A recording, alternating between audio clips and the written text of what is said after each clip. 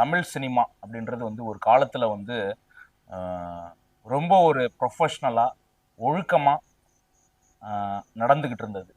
அதாவது சிவாஜி, எம்ஜிஆர் அந்த காலகட்டத்திலிருந்து, அதுக்கப்புறம் வந்து ரஜினி, கமல், அதுக்கப்புறம் வந்து விஜய், அஜித், அதுக்கப்புறம் பார்த்தீங்கன்னா அடுத்த தலைமுறையாக தனுஷ், சிம்பு, அப்புறம் வந்து விஷால் அப்படின்ற மாதிரி பல நடிகர்கள் வந்து இந்த தமிழ் சினிமாவில் வந்து பயணம் பண்ணி வந்திருக்காங்க.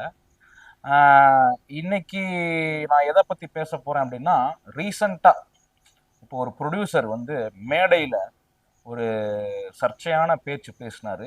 அது கொஞ்சம் கஷ்டமாக தான் இருக்கு அவர் சொல்றப்ப.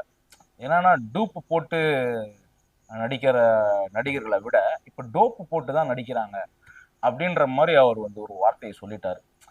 அது அதை நம்ம கேட்குறப்ப இன்னமும் என்னடா இது இப்படி சொல்றாரு இந்த மாதிரி ப்ரொடியூசரு அப்படின்னு சொல்லிட்டு ஒரு சில விஷயங்களை நம்ம வந்து ஆராய்ச்சி பண்ணி பார்த்தோம். ஏன்னா ரீசண்டாக நம்ம வந்து ஆக்டர் ஸ்ரீகாந்த் அவர் கூட இந்த போதை வழக்கில் வந்து கைதானார். அவரு, கிருஷ்ணா, இன்னும் சில நடிகர்கள்லாம் இருக்காங்க. அவங்களாம் இன்னும் வெளியே வராமல் இருக்காங்க.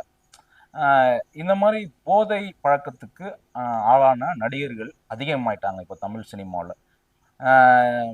ஏன்னா நான் வந்து முதல்ல தமிழ் சினிமா வந்து ஒரு காலத்தில் சூப்பராக இருந்தது. அதாவது ஒரு மிட் ரேஞ்சில் பார்த்தீங்கன்னா அந்த அங்காடி தெரு, வெயில், அப்படி இந்த மாதிரி ஜானரில் நிறைய படங்கள் வந்துச்சு. ஆனால் இந்த மாதிரி படங்கள் வந்து இப்போ வரதில்லை தமிழ் சினிமாவில். ஆனால் மலையாளத்தில் வருது. மலையாளத்தில் தான் இந்த ஃபீல் குட் மூவிஸ் மாதிரி இப்போ நிறைய வர ஆரம்பிச்சிருச்சு. கும்பலாங்கி நைட்ஸ்ன்னு சொல்லிட்டு ஒரு படம் அப்படின்ற மாதிரி நிறைய ஃபகத் ஃபாசில்தே நிறைய படம் இருக்குது. நீங்கள் வேணால் மலையாளத்தை பார்த்தீங்கன்னா ஃபீல் குட் மூவிஸ் நிறையா வந்துருச்சு.